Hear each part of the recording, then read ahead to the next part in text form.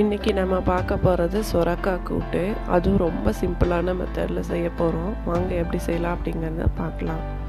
ஒரு கடாயில் கொஞ்சமாக ஆயில் ஆட் பண்ணிக்கலாம். நான் வந்து கல்லெண்ணெய் யூஸ் பண்ணியிருக்கேன். உங்கள்கிட்ட என்ன ஆயில் இருக்கோ நீங்கள் யூஸ் பண்ணிக்கலாம்.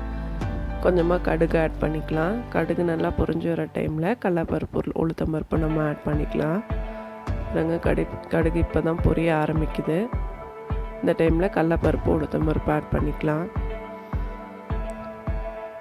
இது நல்லா பொரிஞ்சு வரட்டும்.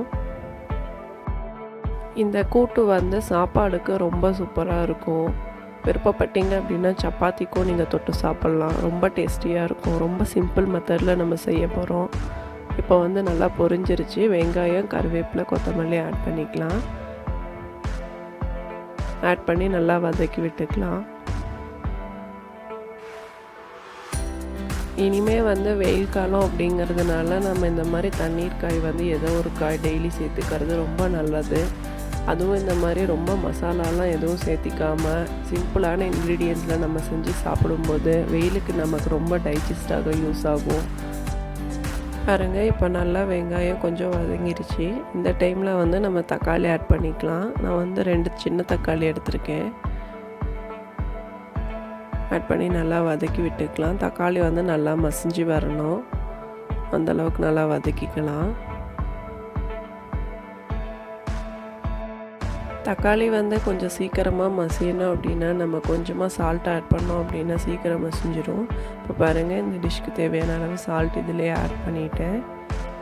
நல்லா மசிஞ்சிடும் பாருங்கள் தக்காளி ஒரு 2 நிமிஷத்துலேயே.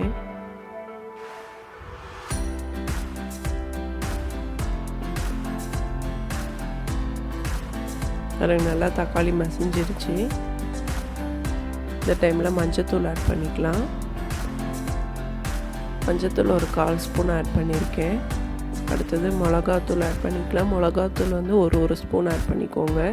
உங்களுக்கு எவ்வளோ காரமோ அந்த அளவுக்கு ஆட் பண்ணிக்கோங்க. அவ்வளோதாங்க, வேறு எதுவுமே இதில் ஆட் பண்ணக்கூடாது. மஞ்சத்தூள், மிளகாத்தூள் மட்டும்தான்.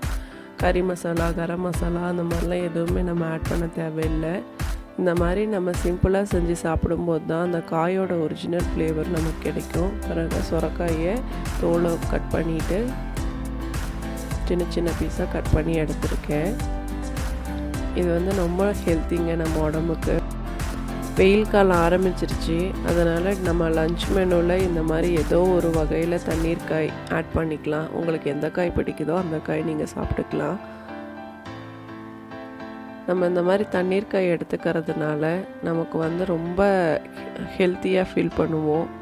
உடம்பு வந்து ரொம்ப அசதியாகவே இருக்காது. ரொம்ப ஃப்ரீயாக இருக்கும்.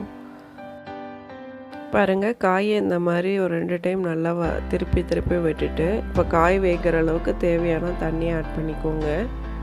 தண்ணியை ஆட் பண்ணிவிட்டு கொஞ்சம் நேரம் நல்லா ஹை ஃப்ளேமில் வச்சு மூடி வச்சிட்டோம் அப்படின்னா சூப்பராக காய் வெந்துடும். இது வந்து சீக்கிரமாக வெந்துடும் காய். இதை நான் நல்லா கலந்து விட்டுட்டு ஒரு மூடி போட்டு நான் மூடி வச்சிட்றேன். ஒரு 2 நிமிஷம் கழித்து எடுத்து பார்க்கலாம். பாருங்கள், இந்த அளவுக்கு வெந்திருக்கு. திரும்ப ஒரு டைம் நல்லா இந்த மாதிரி வதக்கி விட்டுட்டு திரும்ப ஒரு டைம் மூடி போட்டு நான் மூடி வச்சிட்றேன். இது வந்து ஒரு 5 நிமிஷத்துக்குள்ளேயே நல்லா வெந்துடும். டேஸ்ட் வந்து ரொம்ப சூப்பராக இருக்கும். பார்க்க தான் இவ்வளோ சிம்பிளான இன்க்ரீடியன்ஸ் அப்படின்னு நினைக்கிறோம். ஆனால் டேஸ்ட் வந்து வேறு லெவலில் இருக்குங்க. நீங்கள் செஞ்சு பாருங்கள். அப்போ தான் உங்களுக்கு அதோட டேஸ்ட்டு ரொம்ப நல்லா தெரியும். சொரக்காயோட ஒரிஜினல் டேஸ்ட்டே அப்போ தான் நம்ம ஃபீல் பண்ணுவோம். பாருங்கள், இந்த மாதிரி நல்லா வெந்துருச்சு. இப்போ இது நல்லா கலந்து விட்டுக்கலாம். இப்போ இந்த டைமில் வந்து நான் தேங்காய் வந்து சீவி ஆட் பண்ணியிருக்கேன். நீங்கள் துருவின தேங்காய் வேணால் ஆட் பண்ணிக்கலாம். கொஞ்சம் குழம்பு மாதிரி வேணும் அப்படின்னா இப்போ தேங்காவோட கசகசா கொஞ்சமாக ஆட் பண்ணி மிக்சியில் அரைச்சி நீங்கள் ஆட் பண்ணிக்கிட்டீங்க அப்படின்னா குழம்பு மாதிரி உங்களுக்கு வந்துடும். நான் வந்து இந்த மாதிரி தான் வைப்பேன். இது வந்து ரொம்ப டேஸ்டியாக இருக்கும். சூடான சாப்பாடுக்கெலாம் நீங்கள் இந்த மாதிரி செஞ்சு சாப்பிடும்போது சாப்பாடு அவ்வளோ சூப்பராக இருக்கும். சாப்பிட்றதுக்கு இன்னும் கொஞ்சம் சாப்பிட்லாமா அப்படிங்கிற மாதிரி இருக்கும். சப்பாத்திக்கு இது நல்லாயிருக்கும். கண்டிப்பாக நீங்கள் உங்கள் வீட்டில் இதை ட்ரை பண்ணி பாருங்கள். ரொம்ப டேஸ்டியாக இருக்கும். பாருங்கள், இப்போ இந்த சொரக்காய் கூட்டு வந்து நமக்கு ரெடி ஆகிடுச்சு. இப்போ நம்ம அடுப்பை ஆஃப் பண்ணிடலாம். அடுப்பை ஆஃப் பண்ணதுக்கப்புறமா கொஞ்சமாக கொத்தமல்லி தழை தூவி இறக்கணும் அப்படின்னா நமக்கு சூப்பரான டேஸ்டியான சொரக்காய் கூட்டு ரெடி ஆயிரும்.